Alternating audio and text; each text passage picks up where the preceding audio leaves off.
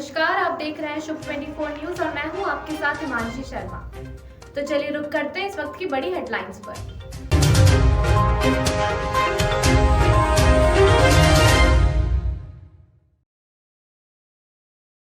जोधपुर में अब हालात काबू में, शुक्रवार को कर्फ्यू में दी गई 2 घंटे की ढील। एसीबी की बड़ी कार्रवाई, कोटा तकनीकी यूनिवर्सिटी के कुलपति 5 लाख रुपए की रिश्वत लेते हुए गिरफ्तार।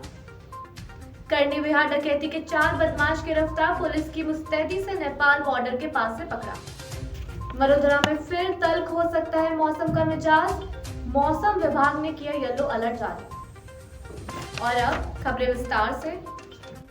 जोधपुर में कर्फ्यू के चौथे दिन शहर के 10 थाना क्षेत्रों में शुक्रवार को 2 घंटे की ढील दी गई। इस दौरान बड़ी संख्या में लोग अपने घरों से निकले और जरूरत की चीजों की खरीदारी की। खासतौर से सब्जी किराना की दुकानों पर भीड़ उमड़ी। इस दौरान चप्पे चप्पे पर पुलिस का जाब्ता तैनात किया गया। आला अधिकारी भी गश्त करते हुए नजर आए। वहीं जालोरी गेट पर जिला कलेक्टर सहित आला अधिकारी मौजूद रहे। शहर के लोगों का कहना है कि हमारा शहर तो शुरू से ही अपनायत का शहर रहा है। पहली बार ऐसा कुछ हुआ, लेकिन अब अमन चैन कायम हो चुका है। उम्मीद करते हैं कि वो अब नहीं टूटेगा। फिलहाल शहर में हालात काबू में हैं। भीलवाड़ा के सांगानेर में बुधवार रात को करबला के पास बैठे 2 युवकों पर हमला और उसके बाद उनकी बाइक को आग लगाने की घटना अचानक नहीं हुई थी।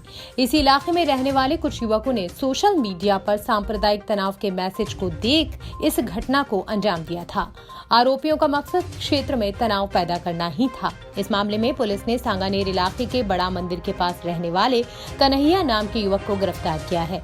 साथ ही उसकी निशानदेही पर उसके साथ के 8 युवकों को भी पहचान कर ली गई है और एक युवक की पहचान नहीं हो पाई है। पुलिस की ओर से इन सभी की तलाश की जा रही है। एसपी आदर्श सिद्धू ने बताया कि सांगानेर इलाके में करबला के पास बुधवार रात को 2 युवकों पर 10 नकाबपोश बदमाशों ने हमला कर दिया था। इसके बाद इन बदमाशों ने इनकी बाइक को आग के हवाले कर दिया था। पुलिस की ओर से इस मामले में सांगानेर निवासी कन्हैया पुरी को गिरफ्तार किया गया है। पूछताछ में सामने आया है कि कन्हैया और उसके 9 साथियों ने इन दोनों युवकों पर सोशल मीडिया पर सांप्रदायिक तनाव के बाद चल रहे भड़काऊ मैसेज का जवाब देने के लिए हमला किया था। इन सभी का टारगेट दूसरे समुदाय के किसी भी युवकों को पीटना था ताकि सोशल मीडिया पर हमले का जवाब लिख सके। अब इस मामले में पुलिस और भी जांच कर रही है, साथ हमले के अन्य आरोपियों की भी तलाश कर रही है। अपने सियासी बयानबाजी के लिए मशहूर बॉलीवुड अभिनेत्री कंगना रनौत ने जयपुर में अपने सियासी बोल से एक बार फिर चर्चा बटोरी है। फिल्म धाकड़ के प्रमोशन के लिए राजमंदिर आई कंगना ने राजस्थान में हो रहे दंगों को लेकर कहा है कि यहाँ दंगे हो रहे हैं तो आपको भी ऐसी सरकार लाना चाहिए जो इन्हें कंट्रोल कर सके। आप कहें तो यहाँ पर यूपी के बुलडोजर भिजवा दें। उन्होंने राजनीति में जाने व भाजपा ज्वाइन करने के सवाल पर कहा कि उनका अभी राजनीति में जाने का कोई प्लान नहीं है, लेकिन बॉलीवुड में हजारों लोग काम करते हैं जिनकी समस्याओं के लिए जरूर काम करना चाहती हैं। एसीबी ने गुरुवार को तकनीकी यूनिवर्सिटी कोटा के कुलपति को 5 लाख रुपए की रिश्वत लेते हुए गिरफ्तार किया। ट्रैप के बाद कोटा एसीबी के एडिशनल एसपी चंद्रशील ठाकुर ने गुप्ता के मकान में सर्च किया। इस दौरान एसीबी को गुप्ता के आवास से 3,74,000 रुपए नकद, 458 ग्राम गोल्ड, 6.5 किलो चांदी, वीसी और उनके परिवार के सदस्यों के 25 बैंक अकाउंट मिले। इनमें 25 खातों में लगभग 80 लाख रुपए मिले। एक निजी बैंक में वीसी का लॉकर मिला है जिसे सीज कर दिया गया है। जयपुर में जगतपुरा में एक मकान और मानसरोवर में एक फ्लैट के दस्तावेज मिले हैं। 11 प्लॉट भी मिले हैं। ये वीसी के खुद और उसकी पत्नी के नाम पर हैं, जबकि 3 प्लॉट साली के नाम पर हैं। एसीबी को अंदेशा है कि वीसी के लॉकर और अन्य जगहों से और सामान मिल सकता है। ट्रैप होने के बाद एसीबी कई बार वीसी राम अवतार गुप्ता से 21 लाख रुपए को लेकर पूछताछ कर चुकी है, लेकिन वीसी पैसे के बारे में जानकारी नहीं दे पाए। एसीबी वीसी को शुक्रवार को कोर्ट में पेश कर रिमांड पर लेगी, जिससे पता चल सके कि 21 लाख रुपए की नकदी कहां से आई। साथ ही एसीबी ने एमएनआईटी में 4 दिन से रुके राम अवतार गुप्ता के मिलने वाले लोगों की सूची निकाली है। जल्द उन लोगों को भी पूछताछ के लिए एसीबी मुख्यालय बुलाया जा सकता है। करनी विहार थाना इलाके में सोमवार देर रात एग्रीकल्चर व्यापारी मैथिली शरण शर्मा के परिवार को बंधक बनाकर डकैती के मामले में पुलिस ने शुक्रवार को 4 दिन बाद नेपाल बॉर्डर के पास से 4 बदमाशों को गिरफ्तार कर लिया है।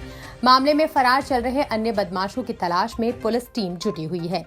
डीसीपी वेस्ट रीचा तोमर ने बताया कि डकैती की बड़ी वारदात घटित होने के बाद पुलिस की 7 से 8 स्पेशल टीम बनाई गई और सभी टीमों को अलग अलग टास्क दिए गए। एक टीम ने केवल हाईवे पर लगे हुए सैकड़ों सीसीटीवी कैमरों के फुटेज को खंगालने का काम किया। पुलिस के हाथ में सबसे बड़ा सुराग आगरा रोड स्थित टोल पर लगे हुए सीसीटीवी कैमरे से हाथ लगा, जिसमें 2 संदिग्ध कार में बदमाश भागते हुए नजर आए।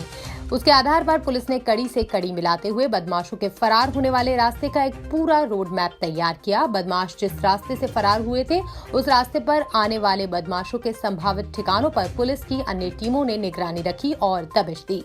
बदमाशों के नेपाल भागने की संभावना को देखते हुए बिहार, उत्तर प्रदेश और नेपाल बॉर्डर पर भी पुलिस की टीम भेजी गई। पुलिस कर्मियों ने न केवल मुखबिर तंत्र को मजबूत किया बल्कि टेक्निकल पुलिसिंग के साथ ही ट्रेडिशनल पुलिसिंग को अपनाते हुए बदमाशों तक पहुंचने का काम किया। पुलिस की सभी टीम एक दूसरे से लगातार संपर्क में थी और परस्पर कोऑर्डिनेशन के तहत काम कर रही थी। देवा गुर्जर हत्याकांड का मास्टरमाइंड भैरू गुर्जर आखिरकार पुलिस की गिरफ्त में आ ही गया। एसआईटी और कोटा ग्रामीण पुलिस अधीक्षक की टीम ने संयुक्त रूप से कार्रवाई करते हुए 5000 के इनामी बदमाश भैरू गुर्जर को मंडाना थाना इलाके से गुरुवार को गिरफ्तार कर लिया। कुख्यात बदमाश भैरू गुर्जर को कोटा लाया गया है। यहां से उसे कोर्ट में पेश किया जाएगा। भैरू गुर्जर को देवा गुर्जर हत्याकांड का मास्टरमाइंड माना जा रहा है। वहीं करीब 1 महीने से फरार चल रहा था। इस पर पुलिस ने पिछले दिनों उस पर 5000 रुपए का इनाम घोषित कर दिया था। सीआई कमलदान चारण और डीएसटी टीम ने 30 दिनों में मुकुंदरा का जंगल छान लिया था। गौरतलब है कि भैरू गुर्जर हत्या के एक मामले में पहले भी जेल काट चुका है। देवा गुर्जर हत्याकांड में भैरू गुर्जर का छोटा भाई बाबूलाल गुर्जर और बेटा पहले ही गिरफ्तार हो चुके हैं। इस केस में भैरू गुर्जर समेत पुलिस 25 आरोपियों को गिरफ्तार कर चुकी है। इनमें से 24 को पहले ही पकड़कर पूछताछ के बाद जेल भेजा जा चुका है। केवल भैरू ही फरार चल रहा था। गिरफ्तारी के बाद पुलिस उसे कोर्ट में पेश करके रिमांड पर लेगी।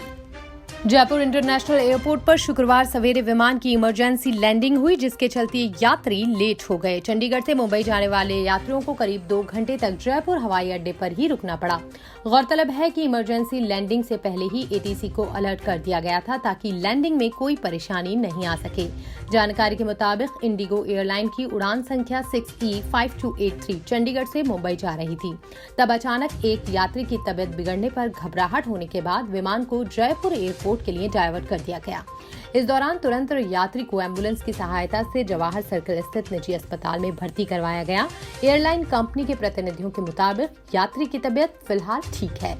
वहीं परिजनों को सूचना दी गई है। यात्री का नाम शुभम है। इसके बाद अन्य यात्रियों को लेकर उड़ान पुनः जयपुर से मुंबई के लिए रवाना हुई। इससे यात्री करीब 2 घंटे तक जयपुर हवाई अड्डे पर ही रुके रहे। भारतीय रेलवे में अप्रेंटिस के 1033 पदों पर भर्ती निकली है। इसके लिए 10वीं पास कर चुके उम्मीदवार रेलवे की ऑफिशियल वेबसाइट secr.indianrailways.gov.in पर जाकर 24 मई तक ऑनलाइन आवेदन कर सकते हैं। उम्मीदवार का सिलेक्शन फिजिकल टेस्ट के साथ इंटरव्यू के आधार पर किया जाएगा। इसके लिए न्यूनतम आवश्यक योग्यता छात्रों ने कक्षा 10वीं की परीक्षा न्यूनतम 50% अंकों के साथ उत्तीर्ण की हो। उम्मीदवारों को किसी भी मान्यता प्राप्त संस्थान से संबंधित ट्रेड में ITI कोर्स पास होना चाहिए। आवेदन करने के लिए न्यूनतम आवश्यक आयु 15 वर्ष है और ऊपरी आयु सीमा 24 वर्ष है। मैट्रिक और ITI दोनों पाठ्यक्रमों में उम्मीदवारों द्वारा प्राप्त प्रतिशत अंकों का औसत लेकर मेरिट लिस्ट तैयार की जाएगी। मरुधरा में 7 मई से एक बार फिर से भीषण गर्मी का दौर शुरू होने वाला है। इस दौरान एक और जहां प्रदेश में हीट वेव शुरू होने की आशंका है, तो अधिकांश इलाकों में तापमान में बढ़ोतरी हो सकती है। मौसम विभाग ने 7 मई को 4 जिलों तो 8 मई को 13 जिलों में हीट वेव चलने की चेतावनी दी है। मौसम विभाग के निदेशक राधेश्याम शर्मा ने बताया कि बांसवाड़ा, डूंगरपुर, बाड़मेर और जैसलमेर जिले में हीट वेव चलेगी। इसके साथ ही अधिकांश इलाकों के तापमान में भी बढ़ोतरी होने की प्रबल संभावना है। गौरतलब है कि पिछले कुछ दिनों से प्रदेश में पश्चिमी विक्षोभ सक्रिय था, जिसके चलते कई इलाकों में धूल भरी हवाएं चलने के साथ ही मेघ गर्जन और हल्की बूंदाबांदी का दौर भी देखने को मिला था। अधिकांश हिस्सों के तापमान में गिरावट दर्ज की गई थी, लेकिन अब शुक्रवार से प्रदेश में पश्चिमी विक्षोभ का असर समाप्त होने जा रहा है और फिर से गर्मी के तेवर तीखे होने की संभावना है। मौसम विभाग ने 7 मई से अगले कुछ दिनों तक के लिए कई जिलों में येलो अलर्ट जारी किया है। कांस्टेबल भर्ती में शामिल होने वाले अभ्यर्थियों के लिए अच्छी खबर है। भर्ती परीक्षा देने के लिए अभ्यर्थी रोडवेज बसों में निःशुल्क यात्रा कर सकेंगे। अभ्यर्थी को राजस्थान की सीमा में ये सुविधा देय होगी। रोडवेज मुख्यालय ने इस संबंध में आदेश जारी कर दिए हैं। इसको लेकर रोडवेज ने सभी तैयारियां भी कर ली हैं। गौरतलब है कि पिछले दिनों हुई कई बड़ी परीक्षाओं में भी रोडवेज प्रशासन की ओर से निःशुल्क यात्रा सुविधा दी गई थी। कांस्टेबल भर्ती परीक्षा में लगभग 18 लाख से अधिक अभ्यर्थी शामिल होंगे। इसको लेकर रोडवेज की ओर से अतिरिक्त बसों की भी व्यवस्था की जा रही है। प्रत्येक जिले में अस्थायी बस स्टैंड भी बनाए जा सकते हैं और परीक्षार्थी को घर से संबंधित सेंटर तक पहुंचने के लिए निःशुल्क यात्रा सुविधा दी जाएगी। इसके लिए परीक्षार्थी को अपना परमिशन लेटर बुकिंग काउंटर पर दिखाना होगा, जिसके बाद उसे 0 शुल्क वाली टिकट दी जाएगी। वहीं परीक्षार्थी के साथ जाने वाले को यात्रा में किसी तरह की छूट नहीं दी जाएगी। गौरतलब है कि सीएम अशोक गहलोत ने बजट 2022 में सभी प्रतियोगी परीक्षाओं में भाग लेने वाले परीक्षार्थियों को प्रदेश में परीक्षा के लिए राजस्थान परिवहन निगम में निःशुल्क यात्रा की सुविधा उपलब्ध कराने की घोषणा की थी। आज के लिए बस इतना ही। बने रहिए हमारे साथ शुभ 24 न्यूज पे। नमस्कार।